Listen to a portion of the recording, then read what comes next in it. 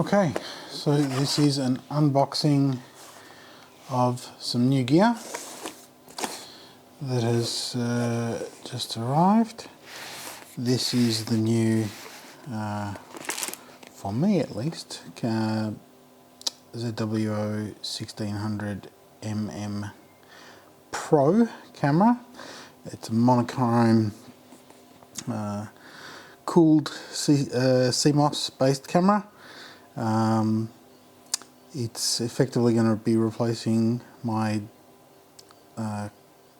DSLR, Astro modified DSLR, and is going to also replace my S-Big ST7 as well, which is a cooled CCD camera. Its main problem is that it's a tiny chip by comparison to this one. It's going to come with this electronic filter wheel as well.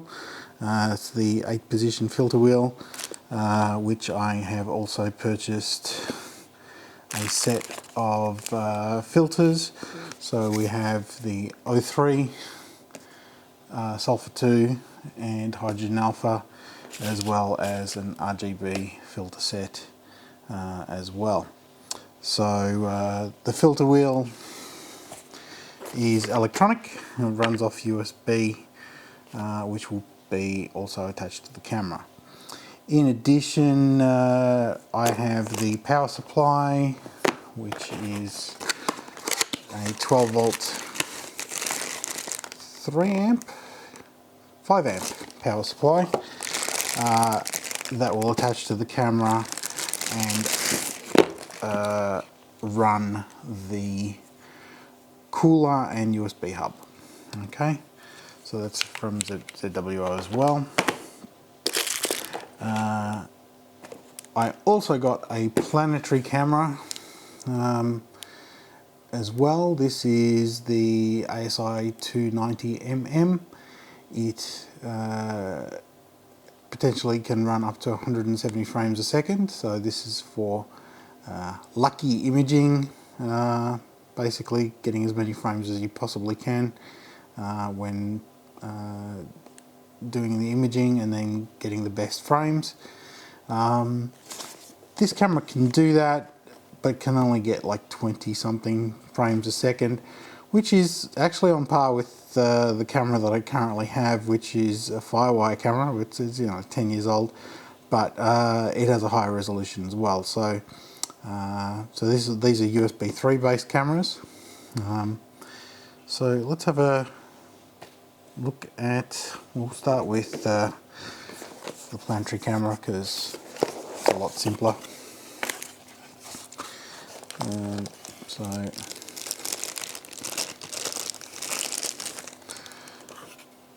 that's it. It's got a nice little cover on here. Oh, it's even got a fisheye lens on. I didn't know it came with that. 2.1mm. That's going to be interesting. We'll plug that in and we'll have a look at what kind of image that produces. That's actually surprising. I didn't realise that came with it. So that'd be pretty awesome for like an all sky cam or for really wide field imaging. So we'll see what that looks like.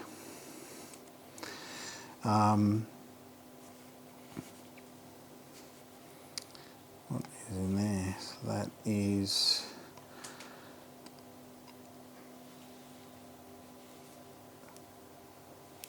I think that's an ST4 guide port, I think. I probably won't use it that way. If I use this camera, I'd probably be using this camera as a guide camera and run it through PhD or PhD 2. So that's probably how I'd run it. I wouldn't run it directly from that. We have a USB 3 cable. Yeah, that'll be the guide, ST4 guide cable. A cover. and it looks like eyepiece adapter of some description for 1¼ inch.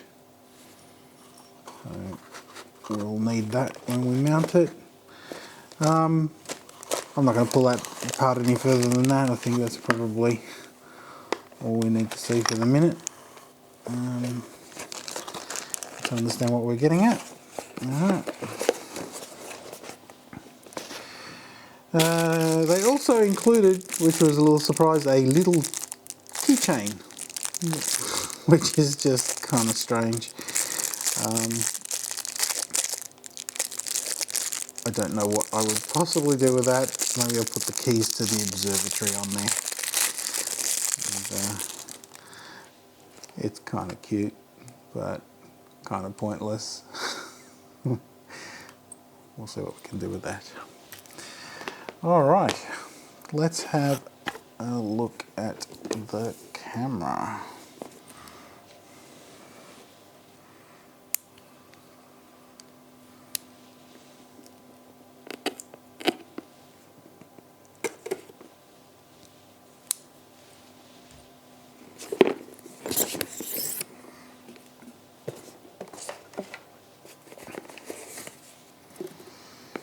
Alright, it comes in its own little carry bag. We have a bunch of adapters, little quick start guide. So that's our 1¼ inch eyepiece adapter.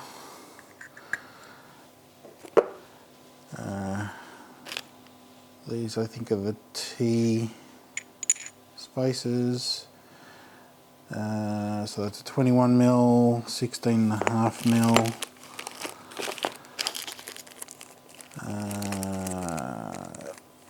Not sure what these spaces are for in terms of their makeup. We can go and look that up. A small USB 2 cable and another one. So I'm pretty sure one of these would be used for the filter wheel, and I believe that could run a focuser if you've got a focuser. I didn't get one of those. And USB 3 for the data cable. Let's have a look at the camera.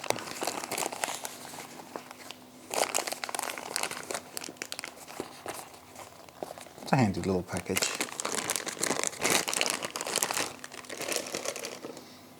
Okay, so we have 3 amp power in, tip positive for the cooler, USB 3 in, USB 2 out to power the accessories. These are the cooling fins, feel like aluminium, for the cooler, and the sensor is in there.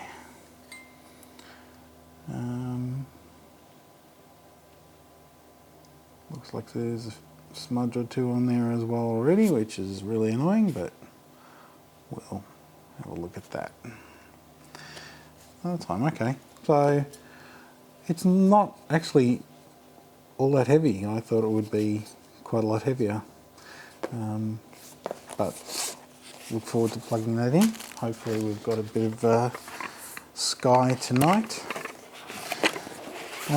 Filter wheel. Okay. Various adapters. Longer USB 2 cable. Whole bunch of little screws. Not sure what I would do with all of those, given that this is already screwed together.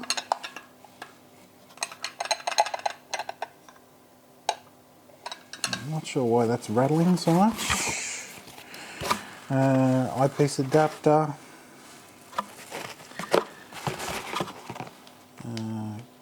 Couple of screws, I'm assuming, for putting in here. Yep, 1, 2.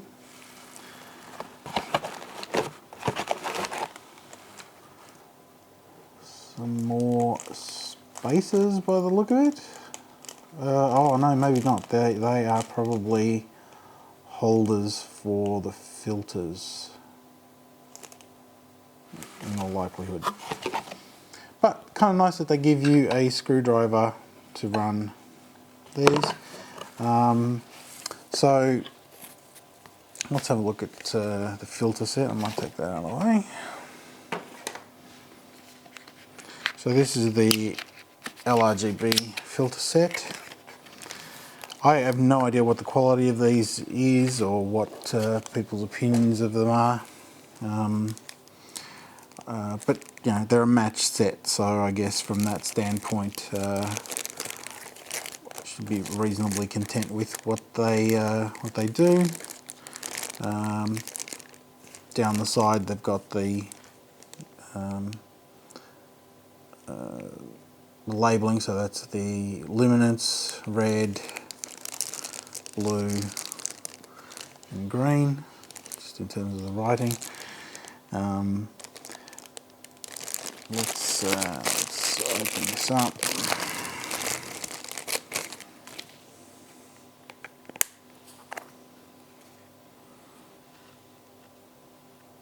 Okay. Alright, so these are threaded filters, so in theory I could probably get away with trying to put them in and just screw them in. I probably won't do that. I might take them all out. That way I can get them in the right order, document the order that I've put them in. But the screw-in filters is going to be easier. So that's those four. And just have a quick look at the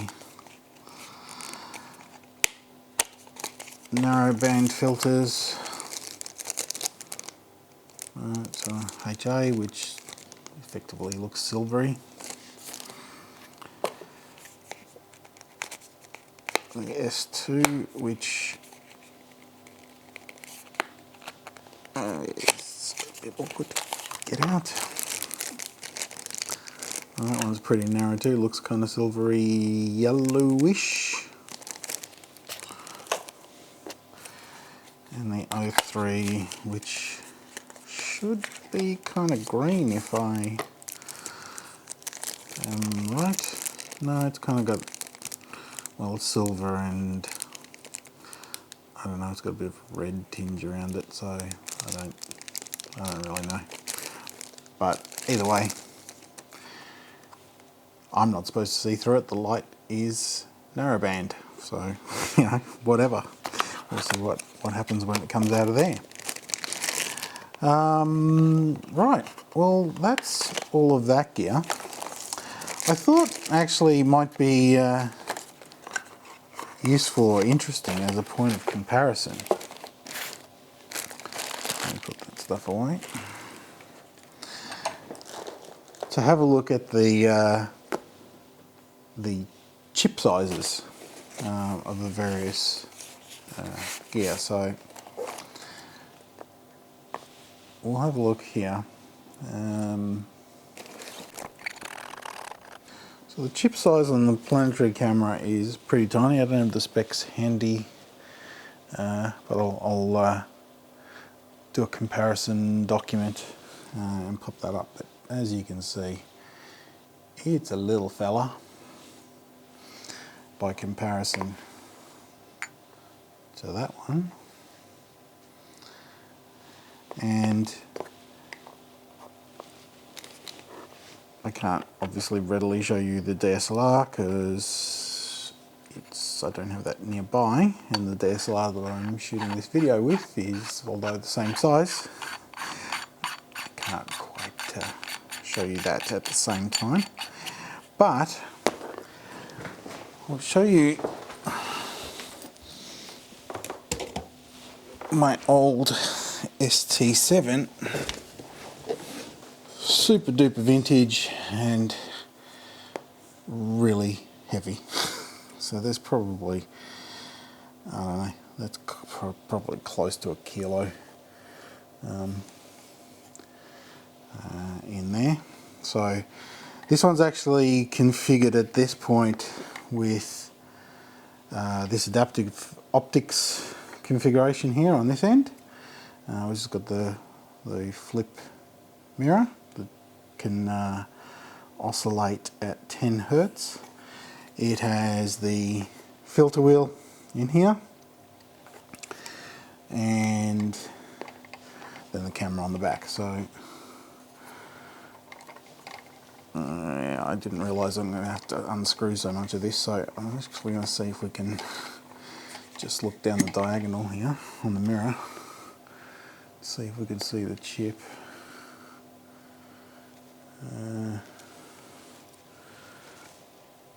No, because the filter wheel is set to, I think, HA or something, because it's completely reflective and I can't see anything in there. So, but I'll put up a comparison, size comparison diagram in a sec, which will show. I mean, this camera here is running 710 or 750 by 510 pixels. So it's minuscule. It really is a tiny, tiny chip.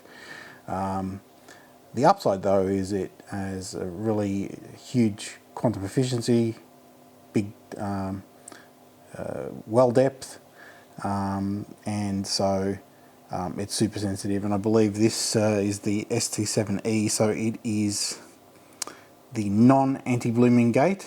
So this one has very linear response for photometry and spectroscopy. So even though it's really old, and it is unfortunately a parallel camera, so that is super duper vintage. It's a super sensitive camera, so it still has its purpose. I may still utilize it,